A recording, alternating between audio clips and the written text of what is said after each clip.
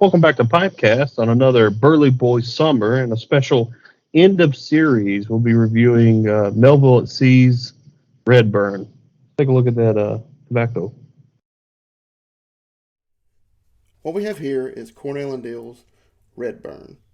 This is a burley crumble cake, part of the Melville at Sea. Now, it is comprised of white and dark burley. I don't have any white burley with me, but I do have some dark here represented.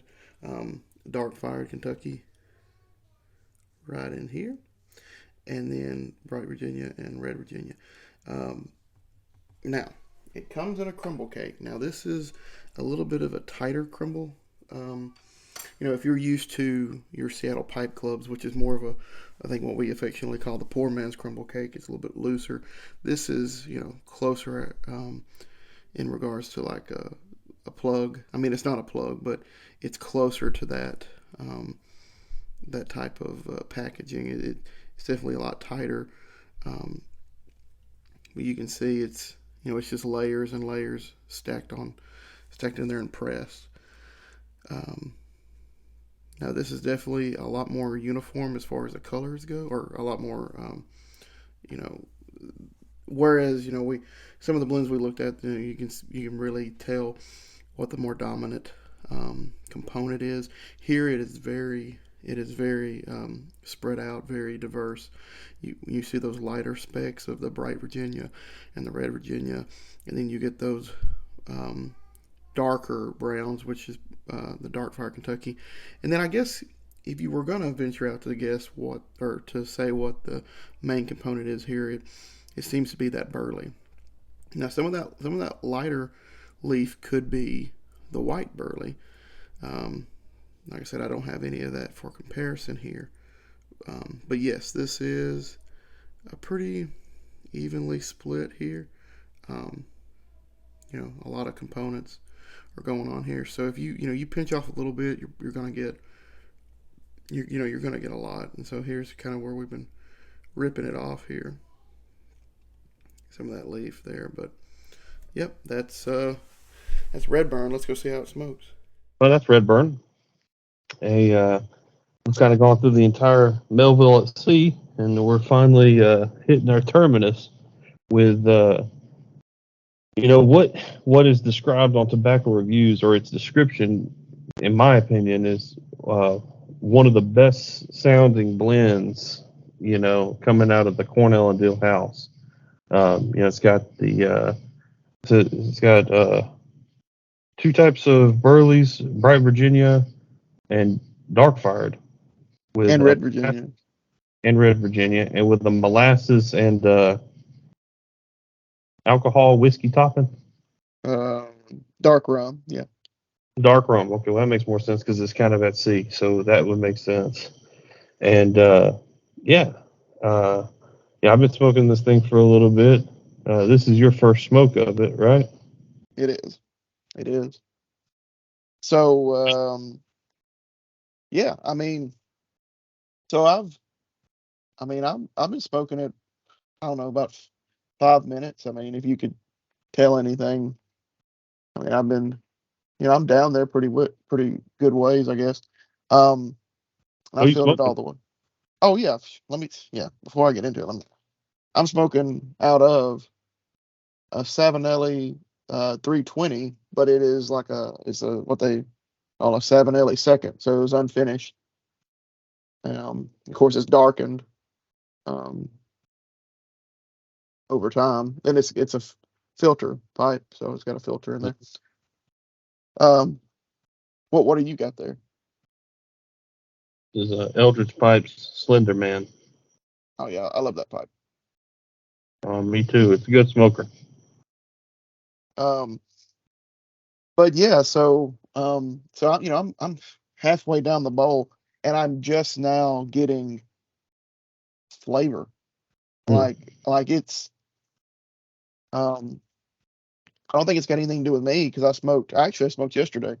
I smoked Old Dock Fired because I wanted to kind of get a feel of it before we review it, because we'll be reviewing that coming up soon. Because we'll probably be reviewing it and Bold Kentucky at the same time. Because I feel like, this is a side note before we get into it, I feel like it's just weird because, I love the HH line. I talk about the HH line all the time. They got their Virginia, they got their English. Um, but I mean, now they have that Balkan blend too. But and I'm trying to think. They got the Burley Flake, but then they have two dark fired ones. They got Old Dark Fired and they got Bold Kentucky. And so in my head, I'm thinking, okay, well, is there enough difference between the two to justify both? So I was kind of trying to get ahead of the game and kind of smoke that. So I'm saying all that to say that, I mean, I could taste Old Dark Fired yesterday. So I don't think it's anything to do with me. But I'm just now getting some kind of hint of that sweetness coming from the molasses and the Virginias and the rum. I'm just now getting that. But for the first half of the bowl, there was no flavor. It was, I don't know what it was. It was crazy. Because it's got such a massive tin note. Like the tin is loud. You could tell it's rum and you can tell it's molasses. It's just sweet. It smells like dessert. Like it's crazy. But then for it halfway through the bowl not to have anything. I'm curious if I'm about to have a Billy Bud Blonde situation like you had, where like half the bowl was awful and then it gets real good. Don't know. I doubt it. But yeah. So the first half so far has been not great. But the little bit of flavor I'm getting, I like, but I don't know if it's going to be enough. So that's kind of where I'm at in my first smoke. Yeah, I mean, like I said, high expectations from the description, but if anything's if anything's a tale about how I feel about it, I'm smoking 1792 flake.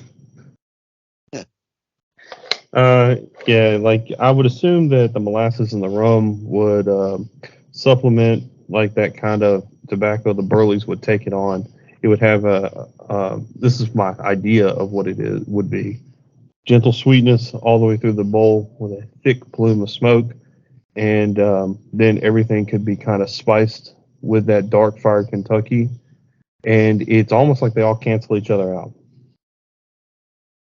The sweetness is there. I don't think crumble cake to me, once again, it's like, yeah, it's easy to pack. We've had conversations about it, but it's like it's not pressed at a high enough pressure to meld. And it seems like in this case, if the molasses were watered down since spritzed, like with the rum, say you take molasses, you water it down with rum or something like that. I think rum is essentially just molasses anyway. So, but I mean, it's not a thick. I don't think it's like a thick, casing or anything. Yeah. So it seems like, I guess, what is it called? Sublimate. Like it just sort of wisps away. Like after it's been pressed a little bit, it has no staying power with that crumble cake. So you're not really getting, in my opinion, much in the way of rum and molasses, which would be really excellent, especially with a fruity kind of stewed fruit red Virginia. And then the molasses and the rum, take on those flavors, I guess, with the Burleys, and then just add like a nice little spice note from the dark fired, just to kind of give you like sort of a twist on a traditional Navy flake, which would be sort of like a pressed Virginia with some rum, and then just like a little bit extra, a little bit added. But you don't get any of that. You get, like I said, it's almost like everything's sort of canceled out. Is it comparable in that sense to Bankside? I think I expect more out of GLPs than I do out of Cornell and Diehl. Yeah. Once again, this is not I don't knock Cornell and Diehl for tobacco, because like they blend blends that are good, um, in their own library. their own little, yeah, they have their own stock, and the stock that they choose from is the same stock that Pease gets, the same stock, right? It's just like sometimes I don't know. It's like I feel like they just throw a bunch of tobacco at the wall, and then if it sticks, it's just like, all right, we're just gonna go for it. I think That's what. GLPs. Oh, sorry. I was just gonna say. No, I think going. GLPs. I think he is a little bit more calculated and he knows. I'm not saying that Jeremy Reeves and the folks at Cornell Diehl don't know their tobacco, but I just think that Pease is operating at a higher level of what percentages and casings and components will make something that is good.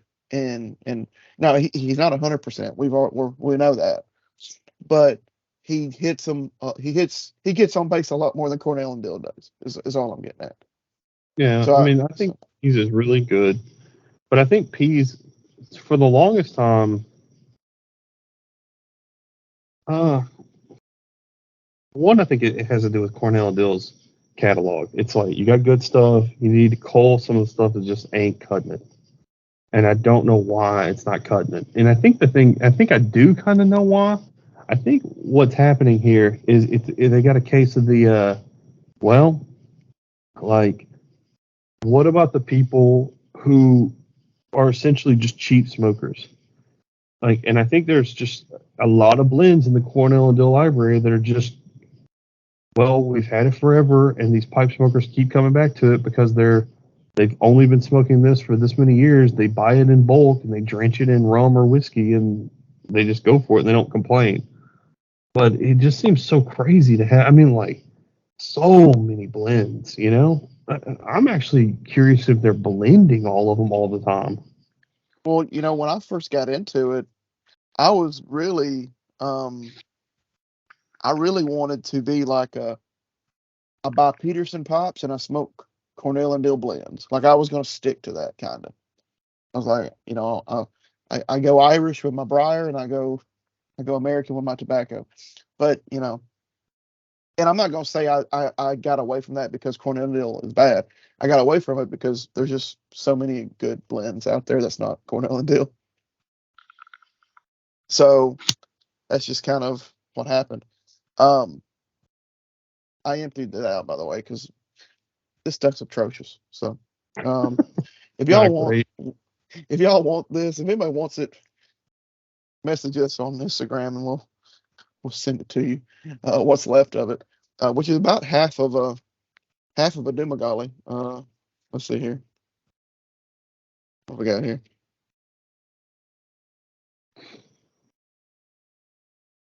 I mean, that's practically the whole thing.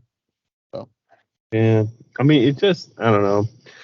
It wouldn't shock me too much if I found out that Cornell and Diehl had resurrected a bunch of or reused recipes with different names. Oh, really? Well, I know it sounds. I mean, or if they accidentally have repeated blends See, to a I'm certain extent. curious. Yeah, I'm curious because we've talked about this before about how marketing can really affect you know the what is it like? Not the revenue, but just how much of a product gets pushed, right? Um, I've talked a lot about how I drank Miller Lite for years because when they went to that white can, that white can was attractive, and I wasn't the only one. When they swapped from the blue can to the retro white can, their sales went up 200% the next month or the next quarter. So it's like marketing sales, based on your looks and based on naming. We talk about haunted bookshop. A lot of people get in a haunted bookshop because of the name. Um, so it wouldn't surprise me if they had several blends that were the same as other blends, but they think maybe the name helps them, helps push something a little bit further. That'd be a little scummy if they did that, but you know, Well, because they're trying to write it off as something different. I mean, like Cornell and Dill to me, when I think of them as a brand that sells tobacco, it's just the house that Burley built, in my opinion. And Like after you get through their Burley bases, which is essentially their early catalog, I mean, I they have really good Latakia blends, but it's like it's either uh they're all like it's kind of like uh oh Byzantine, Oh yeah, it shows up and it's good. You're like, that's odd. That was an odd one. But like, I think that's the thing about Cornell and Diehl is like once you get past their Burley catalog, I mean, people just you have to dig for these select few, or you'll accidentally find it, or someone will recommend it. Funny enough, they recommend stuff that like I'm like, really? That wasn't even on my radar. Like Sunset Harbor, everyone wants me to try. Yeah. And but it's like one of those ones where if you were to ask me like, hey, go pick out a Cornell and Diehl blend, I would not pick that one. Yeah. Autumn evening, everybody talks about it. But whatever. Yeah. I mean, so to wrap up the Melville at Sea series, I mean, I think it was more misses than it was hits. I think you just need to stay with Billy Budd and Billy Budd Blonde. Because John I feel Marr was like not great. mm, the whole series seems like a miss, in my opinion. Yeah. As a matter of fact, the whole series seems like a mess. Even funnier, Redburn's the only one that seems like they tried to do something with Rome, which seems like it would be Melville. Yeah. And I think it's hard to say because it's been a minute since we smoked John Marr, but they both aren't good. So I mean, I really didn't like John Marr. yeah. But actually, this is worse. See, Billy Budd is great. I think this is worse. I like presented my pipe. This is 1792 flake. That's amazing. Well, I don't know. I'm assuming it is. It was 1792. But Billy Budd is amazing. Billy Budd is incredible, really. For everything that it's got going for it and against it, it's amazing. Billy And Budd Billy would, Blonde, you like half of it. Half of the bowl's good. And for me, I've still stick to the idea that the flavors of Billy Budd Blonde feel more like what Maltese Falcon should have been. So in my right. head, I call Billy Budd Blonde Maltese Falcon, or maybe find another noir film. I don't know, Double Indemnity or whatever. Trying to think of some other uh, classic noirs. I mean, a lot of people say Vertigo would be the best noir film if it was in black and white, but it was in color, so you could call it Vertigo. But 12 Angry Men, we can call it that. I don't know. Doesn't matter. Dashiell Hammond wrote The Maltese Falcon, but there was another guy who wrote even better noir detective stuff, and I can't remember his name. He wrote one about it was really great. It's like where I feel like his detective work is super good, and I think even his work inspired like the Big Lebowski and stuff. Like even further down. Oh, really? Dadgummit. His stuff felt real when you read it. I mean, it's old, but it feels real. Like even then, it's like, oh wow, like this guy knew. This guy had some street smarts about him. I need to. When you remember, tell me because I'd like to read some of that. I love some noir stuff.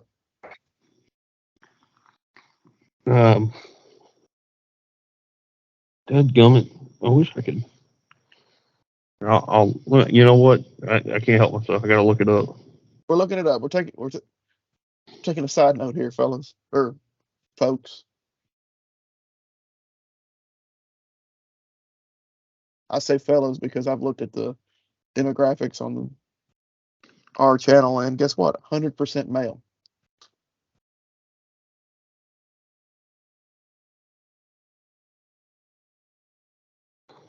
I lit a piece of paper towel on fire, and it is smoking like crazy.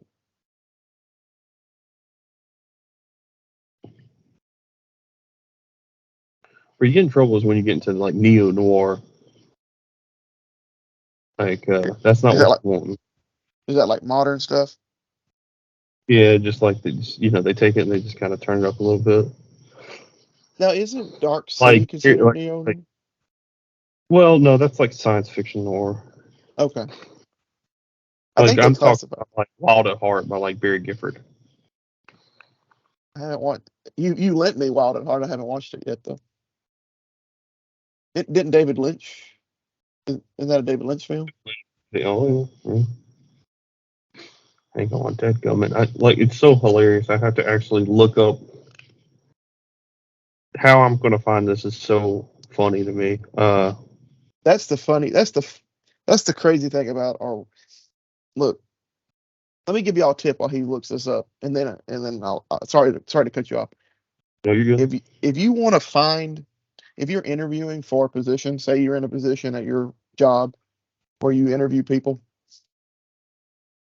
the quickest way to know if someone has any kind of competence to them is asking them how they would Google something if they don't know what the thing is, because that takes a lot of skill when you have very limited information and you're trying to find it, and the detective work that you do to be able to find something, that takes some skill. And some people don't have that. But you were saying how you were going to find it. Oh well, how I'm going to find it's pretty simple. Like I know the movie was made in the '70s, and I know it starred Elliot Gold, so I have to look up Ocean's 11 to find Elliot Gold to find his IMDb to therefore find. A list of the Let's see. movies in the '70s he was in. That's right, yeah. And it is The Long Goodbye. He's a Philip Marlowe character. So that means Philip Marlowe's character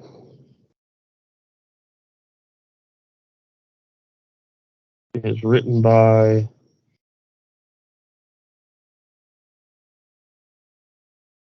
okay.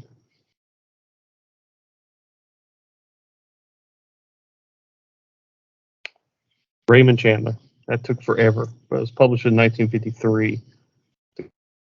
Uh, Chapman Raymond Chandler. Chandler.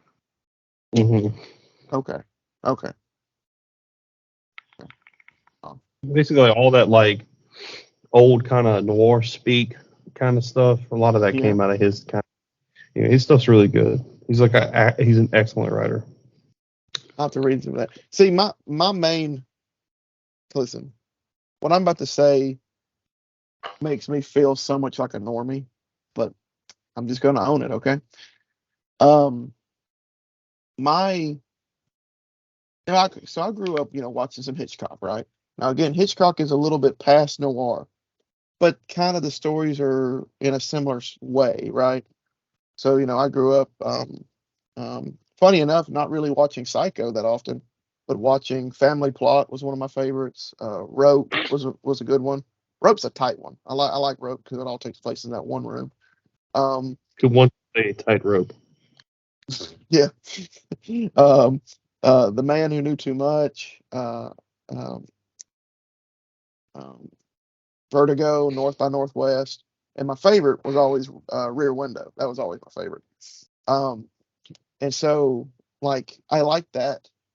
But then when I would see modern things start to do noir type things, I just loved it. Like, um, no, I'm not going to bring that up. Um, but like, I know whatever first version of Blade Runner I watched is the one where he's narrating it. Hmm. And I actually enjoyed it a little bit because I'm like, this feels noir, and it kind of has a noir soundtrack. There's beats that have some kind of that noir jazzy kind of thing in the in Hmm. the in the original Blade Runner, um, and I enjoyed that, and I kind of liked the Batman narration in the Batman. I kind of liked it at the beginning because I'm like, okay, I kind of see what you're doing here.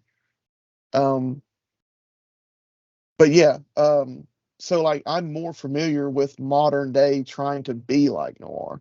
Kind of goes back to what we were talking about last episode, with you're trying to call back to something that's old, and you're really whatever. Yeah. Um, Sorry, I'm trying to think of like when I think of the new Batman movie, I yeah, literally like I'm just like this guy wants to be Harriet the Spy or something just like it just felt like a kid trying to be I'm a spy. but Except he has an arsenal that he can afford. Like that's all it is. It's just like what if you took a billionaire and just let him go wild and now it's so funny because nowadays like there used to be private detective stores. They still exist, right? But yeah, now there are private detective / ghost hunter stores, and it's like, what would you do? What would that guy look like if he just went buck wild in one of those stores? Yeah, and that's Bruce Wayne. that's Bruce Wayne. Like he just like go into that detective store and pull out some stuff. He's like, I'm like Harriet the Spy right now. I have a spyglass. I mean, that movie had some flaws, a good many of them. That movie, yeah, man. Like I hate to like, I love Batman, so like, it is what it is. But it's just like I don't really like getting into it too much. But that whole Yeah, journal, that Rorschach and stuff that he was doing, just feels so like Harriet the Spy to me. I just laugh. but I still, Still afraid of the dark. I'm the Bob. It's just like, oh my goodness. Like, yeah, man, we know, dude. Like, it's been covered. yeah, but I still really like, that opening like 50. Once you get past the Riddler killing the dude, that next scene, I still that's that feeling that you get in those moments where it's dark, it's Gotham, it's rainy, it's Halloween. That was the most live actiony of how I like Batman to be, because it Mm-hmm. felt very like the animation of or the graphic novel, the Dark Knight Returns. Like it felt the closest to that in terms of the feeling that you're getting from what is happening. Um, Mm-hmm. and of course, you can make the arguments about the music being just a slowed down Imperial March, but I love it. Like everything about that kind of just pulls me into that scene, and I feel like I'm kind of there, like in the moment, and it's just like that scene, everything worked there.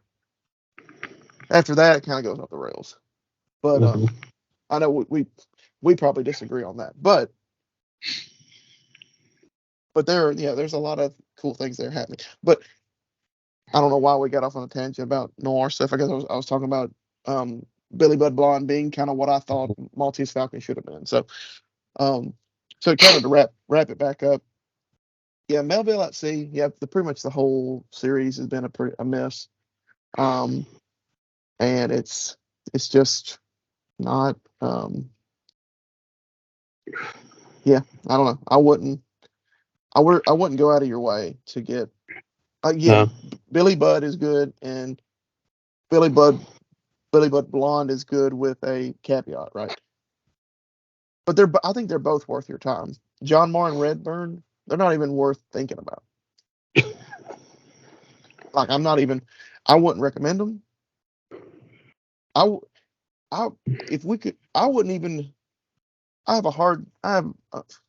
kind of halfway just want to not release the video. That's how bad it is because it's a waste of everybody's time.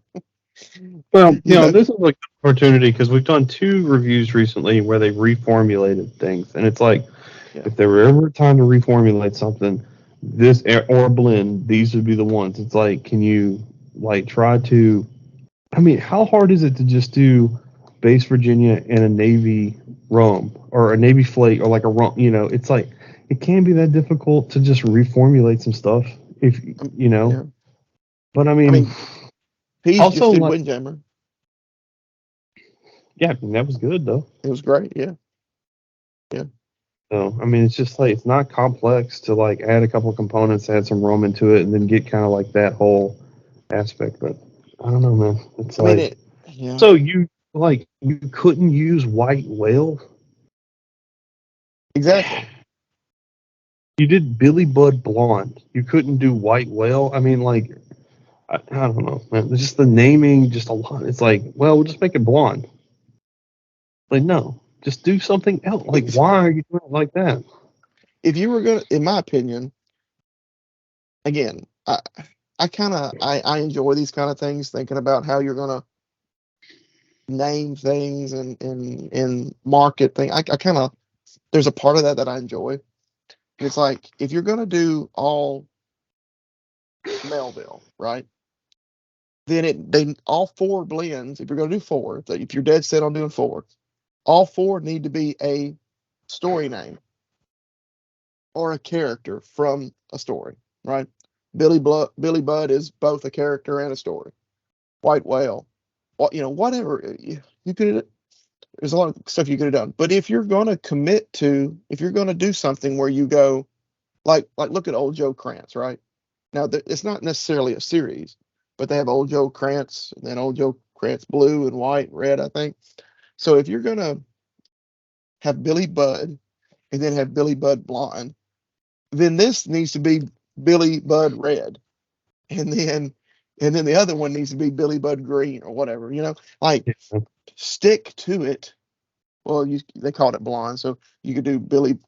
Yeah, you could do Billy Budd Ginger and Billy Budd Brunette.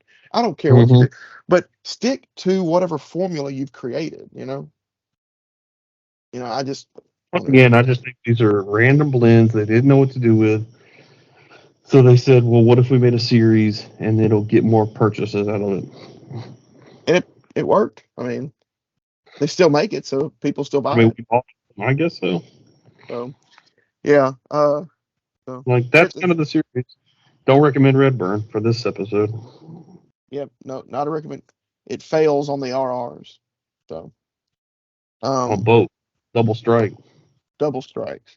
So, and we don't even really want to. We didn't even really want to review it. So, 3 strikes and it's out, Jack. So, the 3 R's it failed on. But so yeah, that's Redburn. Stick around next week. And we'll be hitting some Peterson Irish Flake. Yeah. See y'all. See you later.